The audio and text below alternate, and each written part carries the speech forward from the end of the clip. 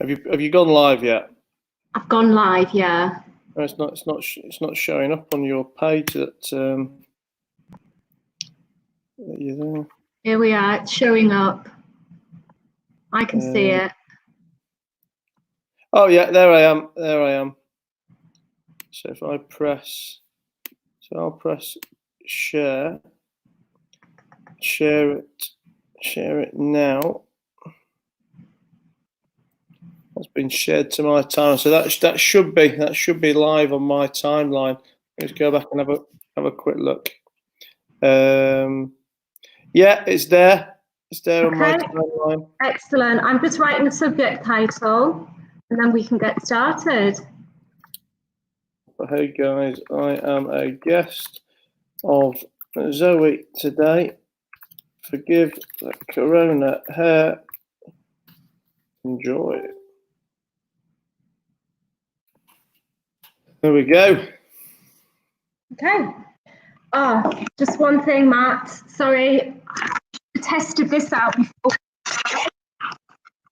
I'm going to edit this out. I forgot to tell you, I'm going to be talking through this because this is from my Zoom digital recorder. Okay. So let me just see if I can hear you. Can I hear you? Well, I can hear you. Can you hear me? No, I can't hear you. Hello? Hi. You hear me? Hello? You can't hear me? I'm going to end. No, I'm not going to end it. Hello, I should have done this before. But you know what, Zoe? Why are you doing that? Because you want the audio. You can't hear me, Matt, can you? I can. Could you hear me when I was speaking through here? Because I couldn't hear you. I mean, I can't. I mean, it doesn't sound any different either way. But tell me, why are you doing that? Are you doing that because you want the audio? I'm doing this for the audios. The audio's good for my podcast. Yeah, but so I was going to say, when you finished it, you can export the audio direct from Yardstream anyway. You can pull off the video or you can pull off the audio as two separate files. Yeah, that means I'm using the computer microphone though for my podcast. Yeah. Damn, I set it all up as well. Why isn't that show? I need to figure it out. Hang on a sec. One sec.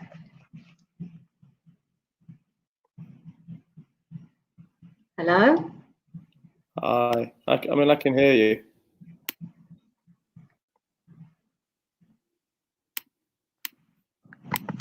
Hello? Hello. Hello, can I hear you now? I mean, I can hear you. Can you hear me? I'm going to ditch it, Matt, because we're going live and there's people watching. Hello? Hi. Yeah, I'm going to ditch it. The audio is so much more crisp, though, with my Zoom. But anyway, it doesn't matter. It doesn't matter. Okay, let's get started. 1, 2, 3. Hi, my name is Zoe Turner, and you are listening and watching the Simply Flawsome podcast. Today, I'm going live, first time on Facebook and YouTube. So I'd like to say hello to all the Facebook viewers and all the YouTube viewers. Today, I'm speaking to Matt Haycox. Matt is an entrepreneur who helps people who are struggling to find funding for business opportunities. So he helps them obtain the money that they require to successfully launch their business. On top of that, he's an online influencer and branding expert. Welcome to the show, Matt. Hey Zoe, thanks for having me. You're welcome. I always like coming on other people's podcasts because I feel like I've got a lot less thinking to do. I can just sit back and relax and answer some questions. But I'm hating these video ones during lockdown. I've got corona hair, no tan, and we're gonna make do, right? Yeah, you're looking great. You're the opposite to me. I actually prefer doing the interviewing. I've never actually been a guest on anyone's podcast, although I have been asked quite a few times, and I always make excuses. I decided I'm going to bite the bullet and do that. I think it's definitely easier. I mean, when I say easier, I mean it's different. I feel like I have to concentrate less because I guess I'm just, answering questions to my story, questions I already know the answers to. Whereas, when I'm interviewing someone else, it's always a new experience. I've got to pay complete attention. I don't mean I'm not paying attention now, but I've got to pay complete attention, because some of the things that you might say, I'll then make notes of to bring back up later in the conversation, and you've got to control the interview and everything else. So I definitely feel it's a tougher job being the interviewer rather than the interviewee. Okay, that's really interesting. Matt, it's a really challenging time at the moment for a lot of people. I guess it depends how you view it. But what are you grateful for at the moment during lockdown? I think it's important. It's important to find something to be grateful for. To find that positive mindset to get through this with. And I think certainly as well, as tough as that may have been for people at the beginning, as of tomorrow, we're 4 weeks into this in England now, and if you kind of haven't come to terms with it and accepted it now, then you really are continuing to make an even stronger rod for your own back. But I mean, once we've got through the initial kind of hit to cash flow, the detrimental impacts on the businesses, I've really been trying to concentrate on the positive aspects and how we can make the most of this time. And I have actually now very much come to being grateful for the time to I'm not gonna say time to relax and reflect, because for me it's been as busy, if not busier, than pre-lockdown. But I have enjoyed having a completely different perspective on things. The chance to, I guess, almost step back with a helicopter view of the businesses and be able to make decisions and plan for the long term and make changes in the businesses that ultimately we should have done anyway. I mean, for me, there's been 2 or 3 different angles to the kind of changes we've made for our businesses and what I'm talking to other entrepreneurs about doing for theirs. And really it's a matter of making the changes that you probably should have made anyway, which I think it's very important to be honest and recognise that and admit it. I mean, obviously, people are making changes to try and get their businesses to cope with what's going on during the corona situation. So maybe that's finding a new method of delivering your product, or maybe it's taking your business online when it wasn't online before, and then there's are there changes that we can make for the permanent delivery of our product in a different way. So I think there's 3 very different ways to be looking at the situation. Is there any advice that you could give anyone during this difficult time who's struggling in their business, or who maybe's lost the business and they're thinking about starting something else? Is there any advice that you could give them? Any words of Well, I think you've got 2 or 3 different questions in one there, in a way. And I think for me, the first piece of advice I'm giving to everyone is to realise that this will end. That we are going to come out of this. Okay, we don't know when, and we don't know what each of us are going to look like when that does happen. But ultimately, it is going to pass. And what is going to directly affect how you look when you come out of this is how you now behave during lockdown. And the big piece of advice I'm really talking to everyone about is to understand whether or not you had a viable business model and a viable business proposition in the first place. Because and I know it's very hard for us to accept and very hard to us to admit. But I strongly believe that, and I know you're obviously over in Dubai when we're having this conversation, but over here in England, I think UK SME, a large portion of UK small businesses have been unviable and effectively bankrupt for the past 6, 12, 24, 48 months anyway, and they've been able to prolong the agony by a very easy availability of capital in the UK.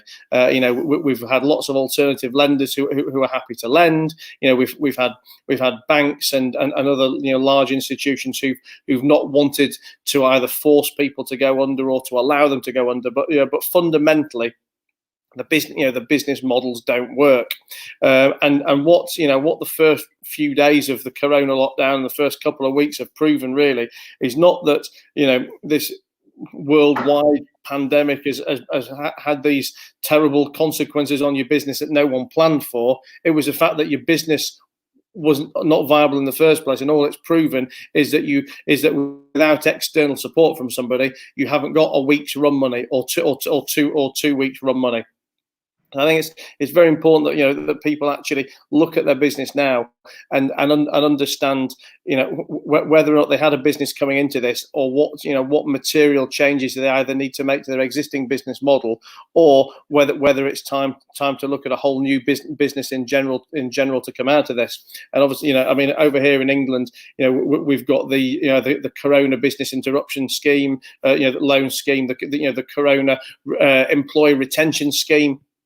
And again, talking to a lot of small businesses, for me, that they're either misunderstanding it or looking at it very wrongly, insofar as these are schemes to fund the business interruption that has been caused by Corona. These aren't schemes to chuck more money into a business model that wasn't viable in the first place. So I think labouring the point, but I think it's very, very important to recognise whether or not you had a viable business. And the second thing everybody should be doing now, if they can't trade, if they can't make pivots in their business to be able to trade, whether that's going from offline to online or finding alternative methods of delivery, now is the time to be hammering your marketing.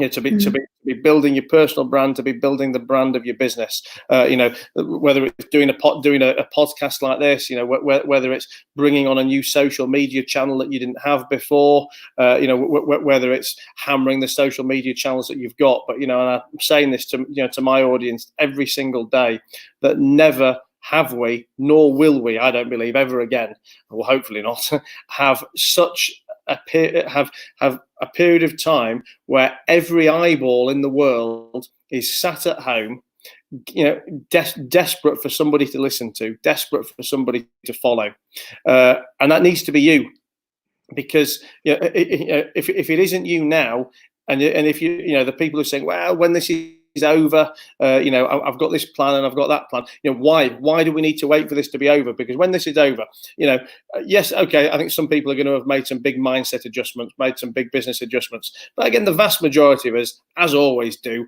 are going to be looking at this like a New Year's resolution. It's going to be, I'm going to do all this kind of stuff when Corona's finished. And you know what? You're just going to slip back to the old ways, the same lazy habits, the same crap business models, the same excuses, and not putting effort into whatever it is.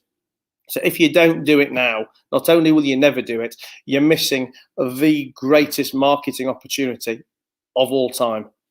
And I can tell anyone who's watching this who doesn't know me, I can tell you that this isn't me saying this as let's say someone who already had a massive platform, or somebody who kind of isn't practicing what they preach. As I've always put effort into my social, I've always put a lot of time, money, and effort behind all my branding channels. But when 30 days ago, when we got locked down, I completely went all in on it, with more content on all platforms, with daily lives, with daily podcasts.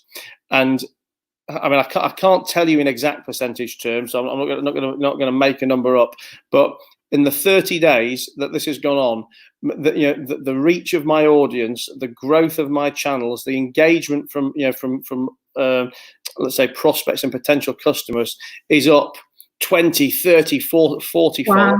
Absolutely astronomically. And I haven't done anything special. I haven't done anything that I don't tell everybody else how to do. Just a matter of layering tactics on tactics on tactics and consistency. And I'm almost sat here thinking, I hope we've got another 60 days of lockdown. Yeah.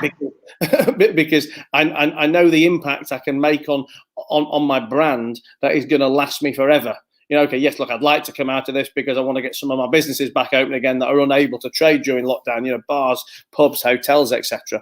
But from a long-term branding perspective, I've got an opportunity now, to build long-term unbreakable brand, and everybody listening to this has got that same opportunity.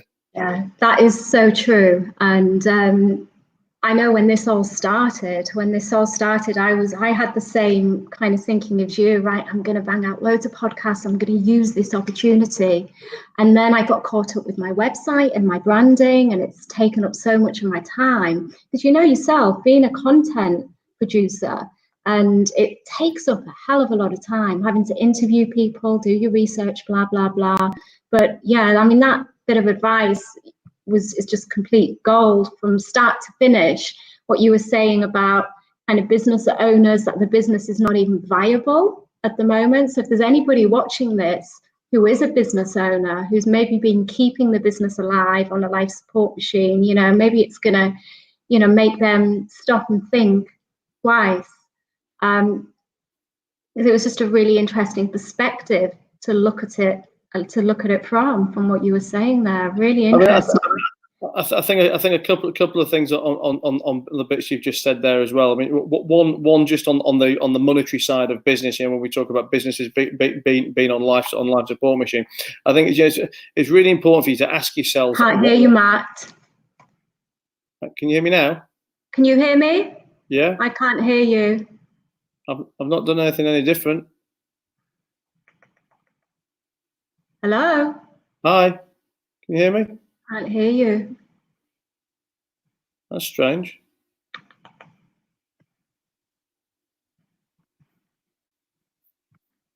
Hello? Hi. Hi, got you back. Sorry about that. No idea what happened. Oh, no worries.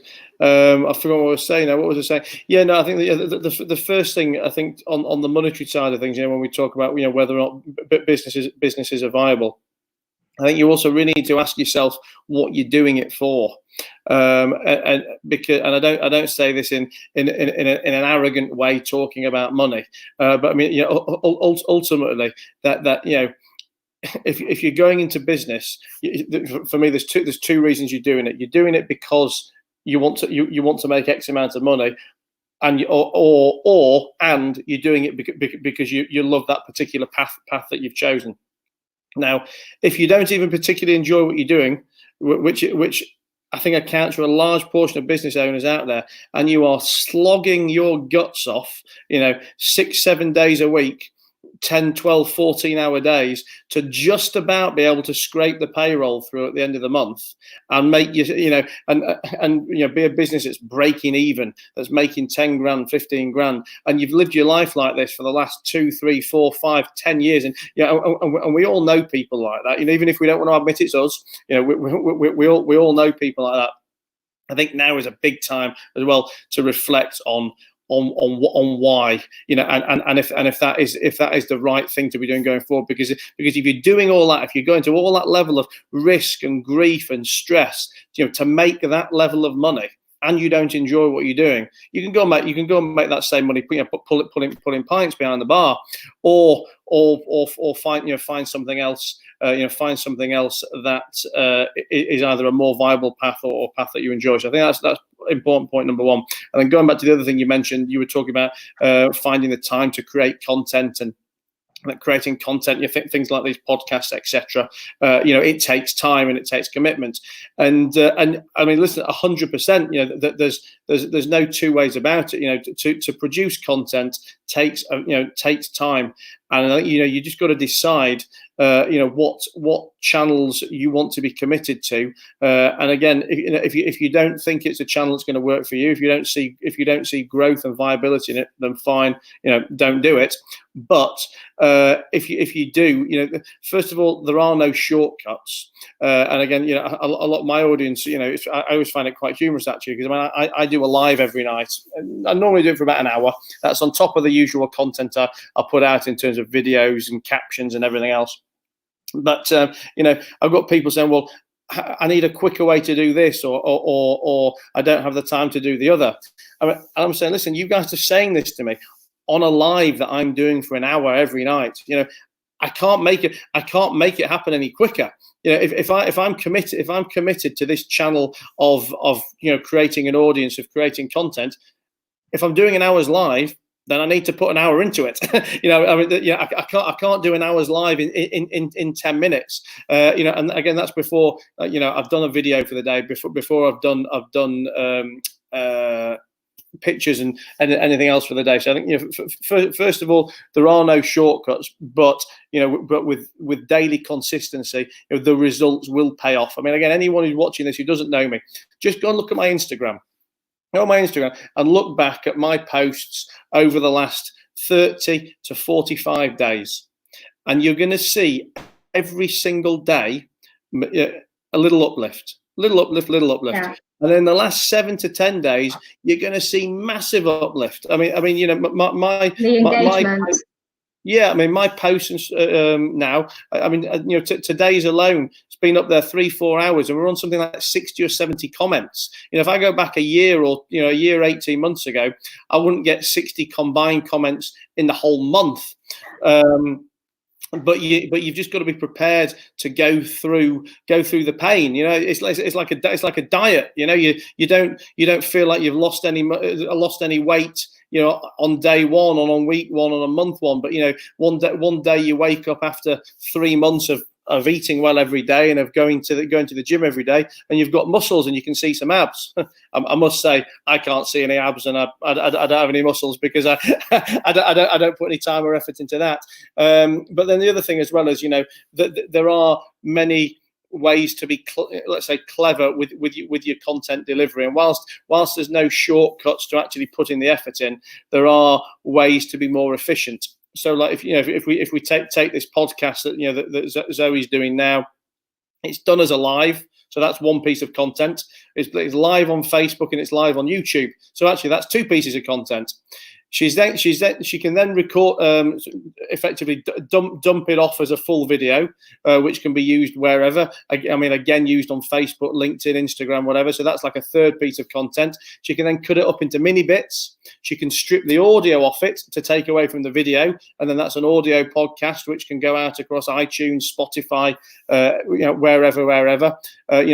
She could transcribe it as a written piece for a blog.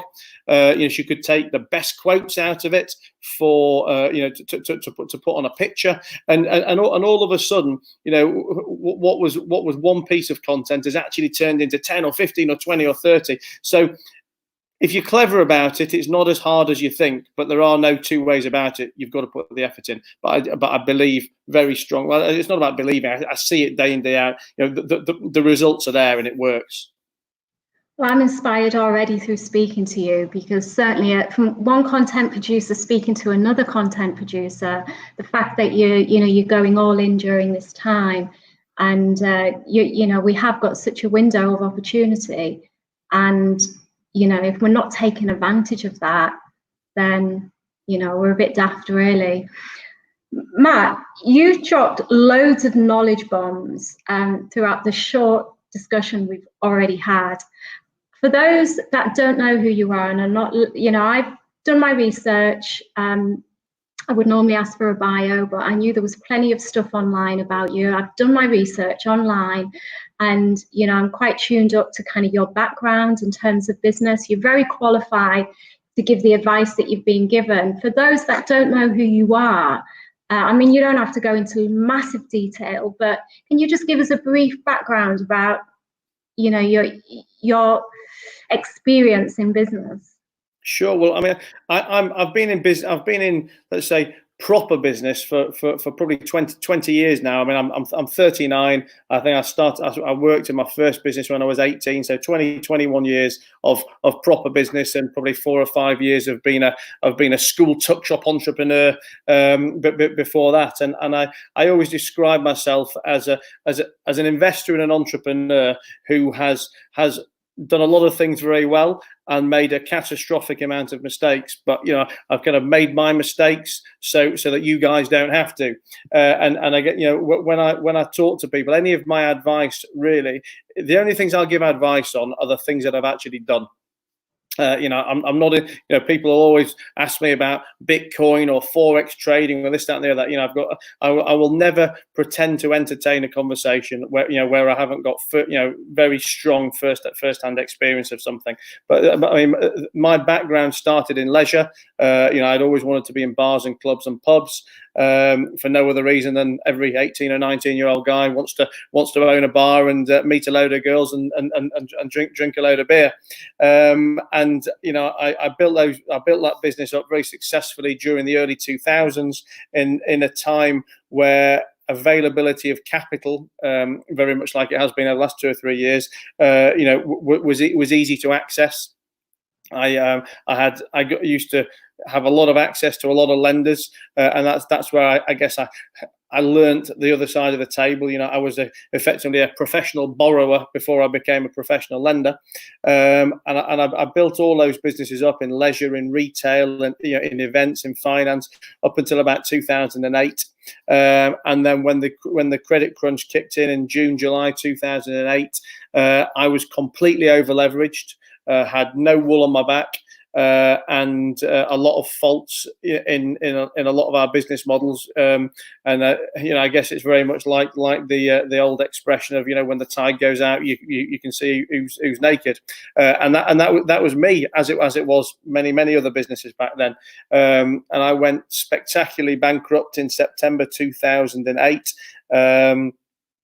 All the business, I mean, literally within a week or so, because everything was intermingled in one way, shape, or form. All the businesses went into administration. I was declared personally bankrupt, and I guess that was 10 years ago, 10, 11 years ago, and I've rebuilt from there. But very much rebuilt on learning from everything that went wrong from me back then, learning from my experiences, and my I guess my role as a funder, my role as an advisor to businesses in today's world now is very much based on all the lessons I've learned, because I really strongly believe that you don't learn anything when things go right. You only learn it when they go wrong. When things go right, it's like, oh well, it went right. That's lovely. Yeah. You don't really know why. You don't know what could have happened if something had been done a different way. But only when something's gone wrong do you actually really get to sit back and analyze every step of the journey. And I guess I've had a lot of things go wrong, so I've done a lot of analyzing. Matt, take us back to when it all did go wrong for you. When one day you seemingly had it all, multi-million-pound business, and then you lost it all overnight. Quite often I'm a big believer that when we reach rock bottom, pain can drive us to a positive place. But I do think we all go through a period of kind of wallowing and self-pity. What was that journey like for you? Can you describe that journey? How long did it take you to get yourself back on your feet? Did you have any dark moments? I mean, I get a couple of answers to a couple of different points, really. I mean, I can never give, let's say, a Tony Robbins motivational answer to this question, because my situation back then, as I see a lot of my situations, really are driven from one of pragmatism, rather than one of let's say great motivational theory. And for me, the bottom line was that I had a 1-year-old. I was married at the time. I had a 1-year-old daughter. Bills to pay, food to put on the table, and even aside from all the aside from the practicalities, I knew I also had a lifestyle that I wanted for myself, and one that I'd been used to for the previous 5 or 6 years, and I was going to be able to achieve none of that by sat at home crying about what went wrong and what could have been done differently, and oh woe is me.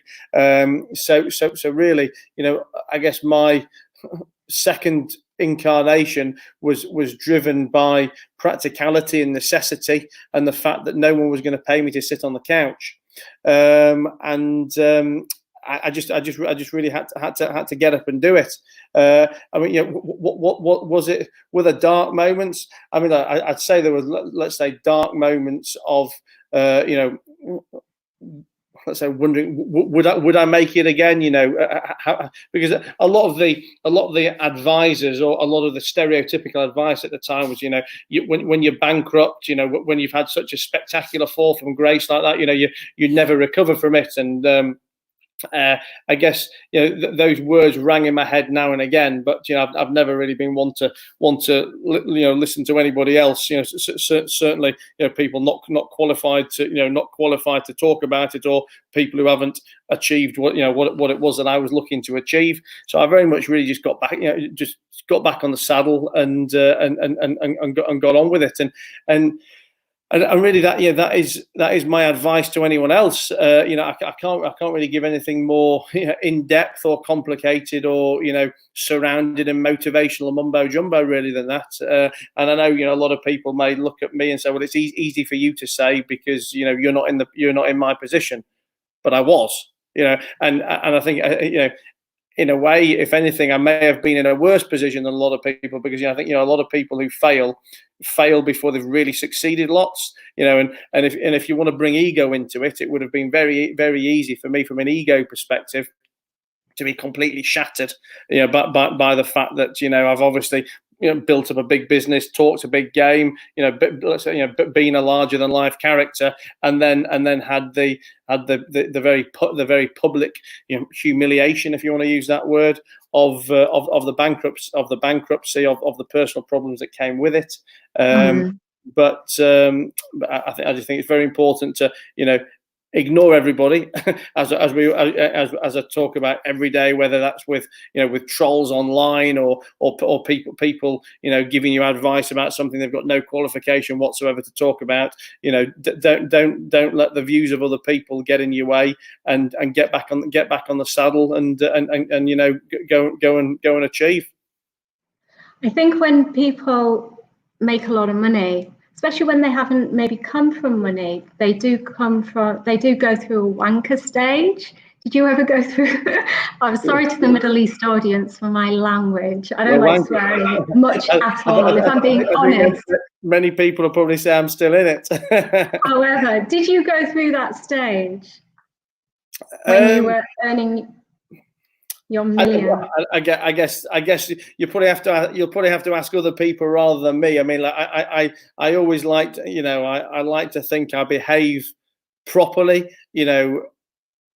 at all times, or at most times, insofar as, listen, if I've got money, then I'll certainly spend it, and if I've got more money, then I'll spend more money than when I haven't got most. And I like to live a good life. I like the toys. I like I love spending money, but I also don't believe money ever makes me treat other people in a bad way or in a disrespectful way. And I mean, whether I've had money or I've not had money, I've always been very much the same person, I think. Like I say, other people may comment differently on that, but I genuinely don't believe that that it's affected me as the underlying person. I think for me, money, like alcohol, doesn't change people. I think it magnifies the underlying personality. And I think I always think to say it's changed people is almost an excuse, really.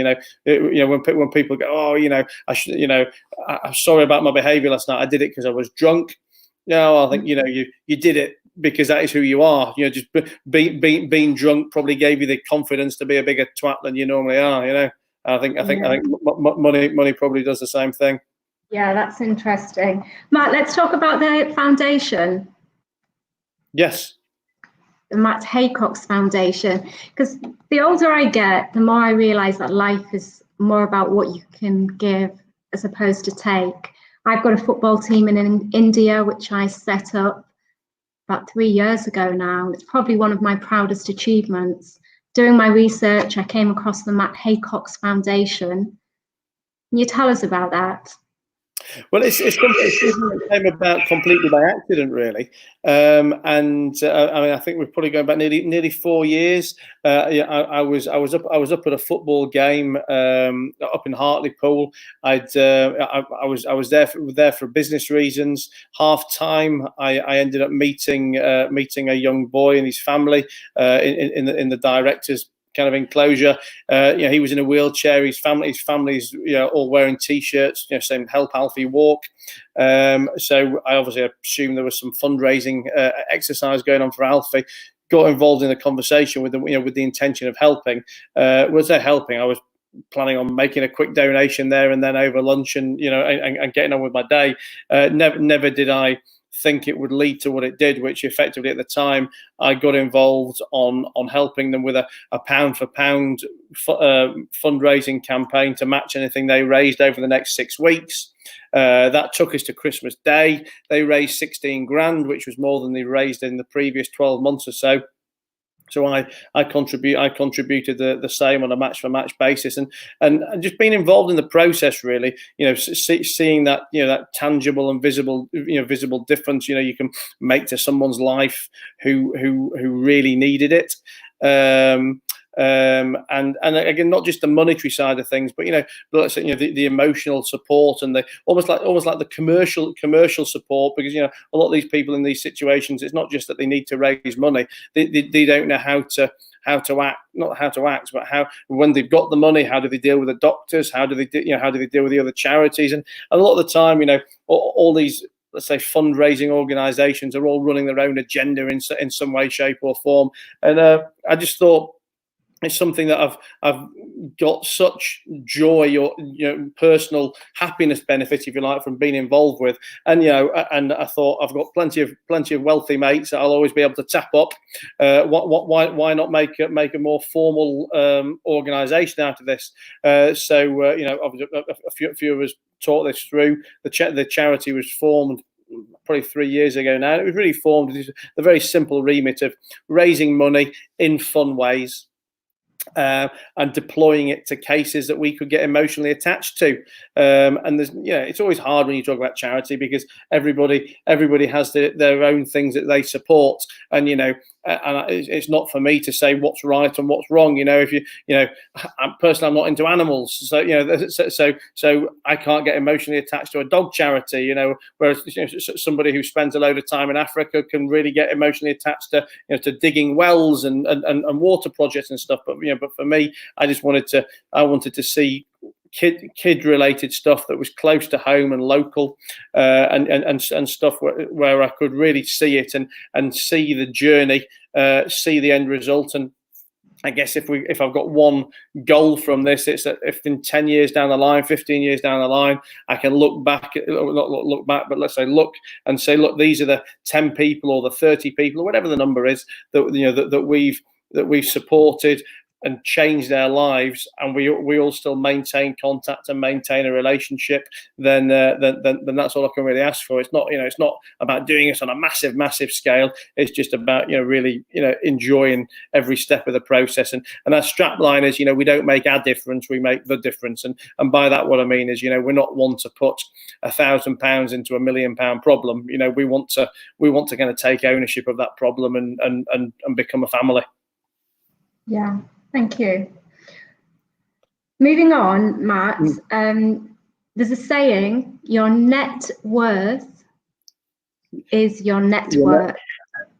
Your net worth is your network. Did I get that right? Yeah, your net worth is your network. And with the average of the 5 people that we spend most of our time with. 100%. I know that you're a prolific, is that the right word? Prolific networker. How important, how vital is it to you in your business and having a positive peer group around you? I mean, it's completely essential, and I don't, and ultimately none of the successes I've had would have been achieved if it wasn't for the people I've gathered along the way. Whether that's I guess whether that's people to fund a project, or people to partner on a project, or people to motivate me, or give me a different mindset, or people to help me fix a problem that I hadn't experienced yet, but they had. I mean, there is. I mean, it can't be overstressed. There is absolutely no substitute for for having a large network, full of high quality people. And I mean, I just love to put myself in situations where I can meet new people, and I love to surround myself with people who are better than me in as many aspects as I can find. And again, I think a lot of the things I talk about now are probably things that have changed for me over the years. As maybe my ego's mellowed as I've got older, or maybe I've just become more realistic to what to a more understanding of what works and what doesn't work. I think you take me back 15 or 20 years. I probably came from a peer group where you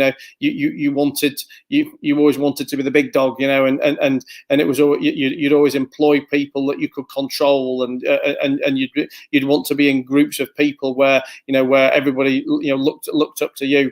And now I couldn't have a more opposite outlook on that. I want to be surrounded by people who are so much more intelligent than me, who've got so much more money than me, who've got so much more talent than me. I want to employ people who are so much better at things that I could never possibly comprehend to be able to do. I think once you can take that step back to view it like that, and then make that commitment to building your network on that basis, it is just an absolute game changer. What about mentors, Matt? How important are they to you? And is there any specific mentor that you've had that has been an influence on your life? This is a concept that really only I guess I've only formally understood and taught over the last 3-4 years. I think look, we've all. I mean, you reframe the word mentor, so retranslate the word mentor with whatever you want, whether that's advisor, influence, or whatever. I mean, look, through our lives, we always have influences, influencers, mentors, whatever you want to call them, whether or not you particularly notice it at the time. And that was obviously the case for me, during my career. Let's say from being 15 to 35, but I probably never viewed them at the time on a formal mentorship basis. Whereas now, I'm completely, attuned to the fact that I want mentors, advisors, whatever they are, whatever you want to call them, who are the best in their fields in all the different areas. So if I ever get asked, like, do you have a mentor? My answer normally is, that I've got many mentors, because it's about getting the right knowledge from the right person, and someone who's a phenomenal mentor, in one area of life or one area of business, maybe terrible for something else. I mean, if you want to get fit, then you need a fitness mentor. That's not necessarily going to be the right person to teach you finance. If you want to do finance, that might not be the right person to help you with social media marketing. But I have, I'm fortunate enough to have surrounded myself with, and to continually look to surround myself with, with fantastically talented people in many different areas. And I've got all kinds of different relationships with these people. Whether the people, some people are, let's say, formally paid, as in it's a role where I will specifically, spend X amount of time for X amount of money to try and achieve a certain purpose. And other people are just, let's say, genuine friends who are, particularly talented in a particular area, and the mentorship is much less formal. It's completely informal. It's just, picking the brains of a mate and chewing the fat. But I mean, I guess really it kind of goes back to the conversation we had a minute ago about your network being your net worth, and and the 5 people that you surround yourself the most with. I think the two topics are very much combined. Yeah, thank you. What advice would you give to your 18-year-old self, or your teenage self? 18, 19? I think, I think the one thing, the one thing I normally say in this area is probably to understand the concept of mentors as early as possible, and to get the right mentors on board as early as possible. Because like I said, whilst I had people during my earlier career that influenced me, it was very much on a passive and informal way. There was never people I could sit down with to talk strategy, or sit down with to talk about a solution to a particular problem. And I know if I had had that, then my journey would have been very different. I mean, particularly with the likes of of the bankruptcy situation, and how that was dealt with, or I mean, most of my business for probably been 18 to 28. It was all very much suck it and see. Try, fail, try again, try, fail, try again.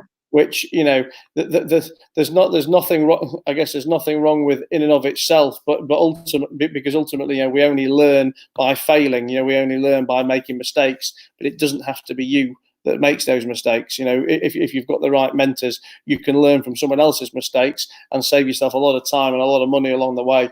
I think if I was to make one big change 20 years ago, to give myself one big piece of advice, it would be to really open my mind to that concept. I was going to say, if you could go back to when you had the business, if you'd had mentors then, do you think that would have made a difference to the outcome? I mean, yeah, I'm sure it would have done, but I'm not. Whilst I always want to learn from the past and learn from my mistakes, I'm also not one to cry over spilt milk either. Yeah. And what happened. Would I have liked it to have panned out in a different way? Of course I would. And would it have been different if I'd have had more mentors and more advisors involved at that time? It would, but I still don't know what that means. Would it have been completely different? Would it have just been a little bit better? I don't know, but I don't think any of us can argue with the concept that the more knowledge, the more knowledge base you can surround yourself with, the better odds you've got of any success. Thank you. Let's talk about fear. There was a good quote I had, but I've just forgotten it. What is it? The life begins at the end of your comfort zone.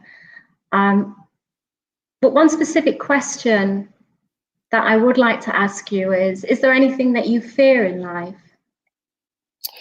I mean, well, I guess my business related answer is that fear comes from lack of knowledge or lack of understanding or uncertainty. Not knowing what's on the other side. So I always think from a business perspective, I never really fear anything, because I guess what's the biggest fear in business? It's bankruptcy or failure, and if you can, as I've already been there, I know what those concepts feel like. I know how to recover from those concepts. So and because I know that I've got so many people to ask to help me problem solve, then I guess from a business perspective, I don't really fear anything. If you ask me what I fear in my personal life, I guess the same logic is in there, in that we fear what we don't understand. So listen, I fear death. I don't want to die, but I guess I say that because I don't know what death is. Maybe it's amazing on the other side. I don't know, but yeah, I mean, I'm pretty simple, really. I mean, I'm not a fan of snakes and spiders, but I wouldn't put them on a podcast list of things that Matt fears. Are you a religious person in any way? No, I'm not religious, but I mean, in a way, I don't know. I sometimes look at religious people with a hint of jealousy, insofar as I think it would be nice to have something to believe in. I mean, but does it make any difference to me? No. I mean, I do. I like parables and biblical stories, and I guess I believe that whether or not you're religious and believe in a God, that that most of the commandments from from whatever religion you want to pick, are probably the way you should behave in life, and the way you should be as a person, and again, a lot of these old parables have business analogies and stuff as well. So I think there's a lot to be taken from religion, but no, I personally don't believe in a God. Okay, thank you, Matt. I'm not sure how long we've been talking. I can't see 49 minutes. 49 minutes. All right with you? I could do with. I know I was 10 minutes late on, but I could do with wrapping up if that's all right with you. Yeah, I did just have one more question, but I've forgotten what it is now.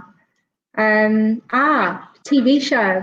Yes. I'll make this the last question. I would like to congratulate you for the TV show that you did. Thank you very much. Tell us a little bit about that. So, well, this aired yesterday. It aired yesterday. So we're recording this podcast for anyone listening to it in the future on the 20th of April, and it aired yesterday in the UK on the 19th of April. I actually filmed it back in December. I forget the exact dates. I think it was the end of the first week of December. I did it for a week, and it was, the show's called Rich House Poor House. It's a Channel 5 show in the UK, which effectively is it's a life swap. It's a house swap where someone from the upper financial demographic switches with the lower financial demographic. I got approached back in October of last year to do it. Jumped at the chance. Thought it would be a great opportunity. I very much like to I like to collect experiences. I like to have stories to tell. I was undoubtedly thought that would be a great story, but I also obviously wanted to, I guess, step into the shoes of other people, and see, and see what it would be like. I mean, listen, I'm not daft. I on the one hand, I can imagine, what it must be like to have X amount of money, but there's imagining it and there's actually really seeing it. So I thought it would be, a good learning experience as well. Did it with a good friend of mine. Because you need to do it with a couple of you. Normally it's like a family, but I don't have a family to swap with. So me and a friend of mine, Daniel, did it. So obviously they need to film two of you talking and rapporting and stuff. Really can't do it on your own. Swap with a lady called Anna, who had a 19-year-old daughter, and I'm going to say a 4-year-old son.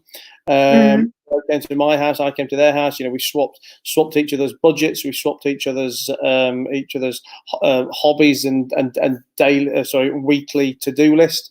But as the week went on, we get to learn clues about the other person, and then we finally meet up on the last day. And it's funny because obviously having met their friends, met their families, been to their places of work, seen the pictures in the house and stuff. You've got such a good idea that you kind of feel that you almost already know that person. So yeah, it was a fantastic experience. I guess almost like what we're saying with the charity. Having met Anna and helped her with setting up a business herself. I'm sure it's someone.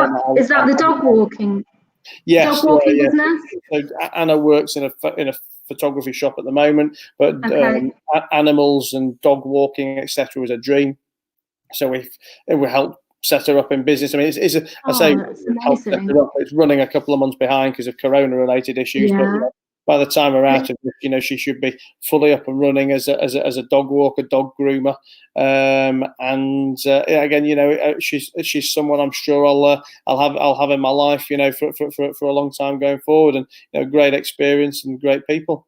And you doing that, was that actually part of the show, or is it just something you did off your own back? No. That was something that we chose to do. That's amazing. I know you were on live with her on Instagram the other day. I watched you on that. I believe you had a few trolls on that for some reason. No, that was the day before. That was the day before. I was doing a live with a friend of mine, a girl from Love Island, actually, and that was full of trolls. First time I've really had them, and certainly first time I've had them that bad. But I guess it must be my audience is growing. If you've not got trolls, your audience isn't big enough. Exactly. I guess if it wasn't you, it would be somebody else. Matt, I'd like to thank you for being a guest on the podcast today. Thanks for having me, Zoe. and coming live, first time live, and I really appreciate it. I appreciate your time. I know you're a busy man. Thank you. And I'd like to thank the Rope Hotel in Dubai Marina. I know they support the podcast, so I'd like to thank the Rope Hotel in Dubai Marina for their endless support. And thank you so much, Matt. I'm going to end